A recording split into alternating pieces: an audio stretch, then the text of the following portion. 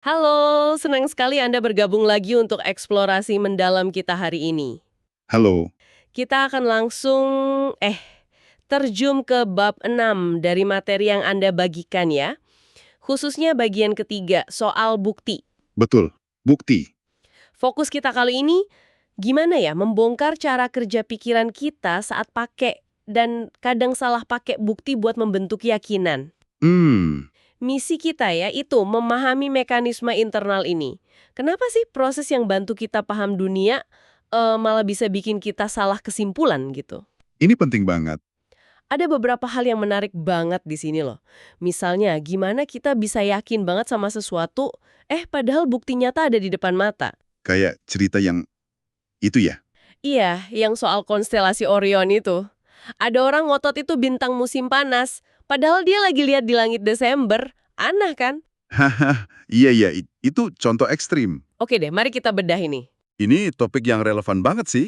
Ada kaitannya sama diskusi kita sebelumnya soal naif realism. Ah, iya, yang kita merasa lihat dunia apa adanya itu kan, tanpa filter. Tepat. Padahal memahami gimana kita sebenarnya berinteraksi sama bukti itu, wah, krusial banget. Apalagi sekarang, informasi banjir di mana-mana kan? Benar banget. Proses ini nih jadi dasar banyak banget keputusan kita, cara kita paham dunia sekitar kita. Oke. Mungkin kita mulai dari yang ideal dulu kali ya, gimana seharusnya kita pakai bukti. Boleh, boleh. Idealnya kan, kita kumpulin semua bukti relevan. Terus kita nilai secara objektif, menyeluruh gitu. Baru deh ambil kesimpulan. Logisnya begitu. Kayak kata Descartes tuh, filsuf itu. Dia bilang kesalahan bukan soal percaya hal yang salah, tapi percaya karena buktinya nggak cukup. Nah, model ideal itu kedengarannya bagus. Tapi ada masalahnya. Oh ya, apa tuh? Kekama, di mana kita tahu bukti itu cukup. Ukurannya apa coba? Iya juga ya. Susah. Kedua, gimana kalau bukti tambahan emang nggak bisa didapat? Jauh sebelum Descartes, Agustinus sudah mikirin ini loh. Terutama soal iman. Oh, kaitan ke iman ya. Iya, kalau kita cuma boleh percaya sama yang buktinya cukup, gimana nasib keyakinan pada hal yang, ya, nggak terukur? Masuk akal. Kenyataannya, cara kerja pikiran kita tuh lebih pragmatis. Yang menarik di sini, kita lebih sering pakai penalaran induktif. Penalaran induktif. Oh, jadi kita nggak nunggu semua bukti lengkap gitu ya? Tepat sekali, kita bikin tebakan terbaik aja, berdasarkan potongan-potongan bukti terbatas yang kita punya. Seringnya sih dari pengalaman masa lalu. Semacam jalan pintas mental gitu, biar cepat. Bisa dibilang gitu, sangat efisien. Ah, di materi Anda ada contohnya nih. Jelas banget. Kuis pilihan ganda itu loh. Ada gambar persegi panjang abu-abu nutupin sebagian objek. Oh iya, yang tebak gambar itu ya? Iya. Terus ditanya, apa di baliknya? Pilihan A, kucing utuh. Pilihan B, kepala kucing, badannya anjing. Jelas ala ya. Nah, itu dia. Hampir semua orang otomatis milih A. Intuisi kan? Atau contoh, gavagai. Ah, yang kelinci itu. Betul, di negara asing ada orang nunjuk kelinci sambil bilang gavagai. Kita langsung mikir gavagai itu ya kelinci, bukan rumput dekat kelinci atau apa gitu. Ya, asumsi langsung. Satu lagi, melengkapi kalimat. Jerapah punya yang sangat panjang. Pasti jawabnya leher. Otomatis ya. Menarik banget kan? Betapa gampangnya ini buat kita anak kecil juga bisa, tapi ternyata susah banget diprogram ke komputer. Ini nunjukin betapa cepat dan efisiennya penalaran induktif kita. Kecepatan dan efisiensi itu memang keunggulan utamanya. Tapi, kecepatan ini ada harganya. Harganya? Maksudnya? Kebenarannya itu sifatnya probabilistik. Kemungkinan besar benar, tapi bukan kepastian mutlak. David Hume ngasih contoh angsa. Angsa. Kenapa angsa? Gini, hanya karena kita seumur hidup lihatnya angsa putih melulu, apa kita bisa 100% yakin semua angsa di dunia ini putih? Nggak juga sih ya. Bisa aja ada yang hitam. Nah, itu dia. Keyakinan induktif kita cuma kemungkinan besar benar, berdasarkan data masa lalu. Dan ternyata, angsa hitam memang ada di Australia. Ini bukti terbatasnya induksi murni. Oke, paham. Proses induktif ini jalan terus loh. Dari yang nggak sadar, kayak kita nangkep bola, sampai taruhan-taruhan sadar yang kita buat tiap hari. Nah, cara kita nangani potensi salah inilah yang bisa bawa kita ke bias kognitif. Oke, jadi induksi ini cepat tapi ada resikonya. Dan resiko ini yang bawa kita ke bagian yang menurut saya paling seru dari materi Anda. Gimana jalan pintas ini bisa bikin kita kena bias kognitif? Betul. Jebakannya di situ. Kita mulai dari yang melompat ke kesimpulan keliru itu ya, induksi yang kebablasan gitu. Ada cerita lucu nih dari catatan Anda soal Donald Leica. Yang di acara sekolah itu ya, tahun 78. Iya, dia bikin stand nasihat hukum 25 sen buat lucu-lucuan, tapi dia mastiin cuma pengacara beneran yang jaga. Oke. Terus dia denger istri temennya, si Jim, lagi kasih nasihat hukum di stand itu. Don langsung panik dong, dia asumsi istri Jim bukan pengacara. Wah, terus gimana? Ternyata, istri Jim itu penasihat umum buat HMO terbesar di kota itu. Pengacara top lah pokoknya. Don jadi malu banget. Pasti canggung banget ya. Iya, dia nyalahin seksisme tak sadarnya. Tapi kalau kita lihat dari kacamata induksi, apa sesederhana itu ya? Nah, analisis kisah Leica ini memang menarik. Tentu, ada elemen bias gender yang nggak bisa kita abaikan gitu aja ya. Iya, pasti ada. Tapi proses berpikir Don itu juga ya hasil yang bisa diprediksi dari penalaran induktif dia. Coba bayangin, tahun 70-an. Iya. Pengacara wanita masih jarang banget ya? Betul, secara statistik jumlahnya sangat sedikit. Pengalaman pribadi Don di Harvard Law, di firma hukumnya dia bilang sekitar 95% pengacara yang dia kenal itu pria. Wah, timpang banget ya. Nah, data pengalaman ini kan memperkuat asumsi di otaknya. Secara nggak sadar, otaknya hitung probabilitas, terus bikin taruhan. Taruhannya salah. Memalukan memang, tapi prosesnya itu ya induksi standar aja. Oke, jadi bukan cuma seksisme, tapi juga cara kerja otak kita yang berdasarkan probabilitas pengalaman. Bisa dibilang begitu. Dan ini mengantar kita ke bias lain yang, kuat banget pengaruhnya. Bias konfirmasi. Bias konfirmasi. Sering dengar ini. Iya, kita punya kecenderungan kuat buat cari, menafsirkan, bahkan ingat informasi yang cocok sama keyakinan yang udah kita pegang. Jadi kita nggak netral gitu ya menilai bukti? Jarang banget.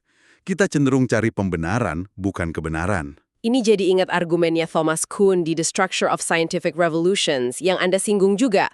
Katanya sains butuh teori awal buat tahu harus tanya apa, bukti mana yang penting. Betul sekali. Teori awal itu memang penting buat mulai. Seperti kata Kuhn.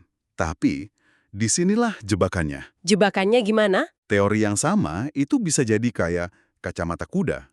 Bikin kita secara nggak sadar, abai atau meremehkan data yang nggak sesuai sama teori kita itu. Inilah inti bias konfirmasi. Kerangka berpikir kita, yang dibentuk induksi dan pengalaman, akhirnya nyaring apa yang kita anggap bukti. Contoh ekstrimnya tadi itu ya, si Elizabeth O'Donovan, yang soal konstelasi Orion. Nah, itu dia. Dia ngotot Orion itu konstelasi musim panas, padahal dia ngomong gitu sambil berdiri di parkiran bulan Desember sambil nunjuk Orion di langit. Absurd kan? Banget. Dia bener-bener nyangkal bukti visual di depan matanya cuma karena keyakinan awalnya kuat banget. Materi Andes juga nyebut soal astronom barat zaman dulu. Mereka gagal melihat fenomena langit kayak bintang baru atau bintik matahari. Padahal astronom Tiongkok udah nyatat itu berabad-abad. Kenapa bisa gitu? Ya, karena keyakinan barat waktu itu. Langit itu sempurna, nggak mungkin berubah. Jadi bukti yang bertentangan ya dianggap nggak ada atau nggak penting. Wow, kuat banget ya bias ini. Bias konfirmasi ini bisa muncul dalam banyak bentuk loh. Ada satu yang licin banget, namanya kekeliruan no true Scotsman. Gimana tuh contohnya? Misal nih, Anda percaya, nggak ada orang Skotlandia sejati yang naruh gula di buburnya. Oke. Terus Terus? saya cerita, paman saya, Angus dari Glasgow, suka banget pakai gula di buburnya. Anda mungkin jawab, tapi nggak ada orang Skotlandia sejati yang kayak gitu. Nah, lihat, Anda efektifnya ngubah definisi orang Skotlandia sejati cuma buat nyingkirin bukti dari saya. Wah, ini sering banget kita dengar di debat online ya. Nggak ada pendukung X sejati yang setuju sama Y, gitu kan? Persis. Itu dia contohnya. Sering dipakai di politik, agama, macam-macam. Licik juga ya caranya. Ada bentuk lain lagi, menginterpretasikan bukti tandingan sebagai dukungan. Maksudnya bukti yang jelas-jelas jelek malah dianggap bagus. Kurang lebih begitu. Contoh di materi itu soal George W. Bush. Waktu kekerasan di Irak meningkat, dia menafsirkannya bukan sebagai tanda strateginya gagal. Terus apa dong? Justru sebagai tanda musuh frustrasi karena Amerika sukses. Bukti negatif malah dipelintir biar cocok sama narasi yang udah ada. Gila juga ya interpretasinya. Ini kan jadi menimbulkan pertanyaan penting ya. Seberapa kuat sih sebuah keyakinan bisa ngunci kita dari realitas, bahkan pas realitas itu udah teriak-teriak di depan muka kita? Tapi kenapa ya keyakinan yang salah itu bisa bertahan lama banget, bahkan lebih dari sekedar bias konfirmasi biasa? Materi Anda kasih beberapa alasan menarik nih. Apa aja tuh? Pertama, kadang mempertanyakan keyakinan yang udah mapan itu dianggap bahaya atau tabu. Ada kutipan bagus, orang nggak nyicip sebotol sianida cuma buat tahu rasanya. Ada ketakutan sosial gitu. Rasa takut menantang status quo ya? Iya. Kedua, seringkali karena kurang sumber daya atau insentif. Contohnya wanita di abad pertengahan. Mungkin dia ragu sama teori medis Pliny soal wanita, tapi ya dia nggak punya akses pendidikan, nggak punya platform buat ngomong, nggak ada dukungan sosial buat nyelidiki keraguannya. Jadi ya diam aja. Keterbatasan struktural ya, itu juga penting. Dan jangan lupakan dimensi sosial, politik, sama moralnya. Ini sering banget nyampur sama cara kita lihat bukti. Maksudnya gimana tuh? Bukti kan harusnya objektif. Idealnya, tapi jarang banget bukti itu murni soal kognitif aja. Keputusan kita soal apa yang dianggap bukti sah, gimana menilainya, itu sering dibentuk sama nilai-nilai kita, prasangka kita, kepentingan kelompok, tekanan sosial.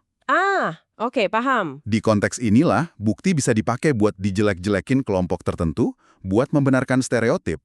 Atau kasus ekstrim kayak pengadilan penyihir Salem. Oh, yang di Amerika itu ya? Iya, di sana bukti spektral, kesaksian tentang roh gitu, diterima begitu aja. Padahal nggak valid kan?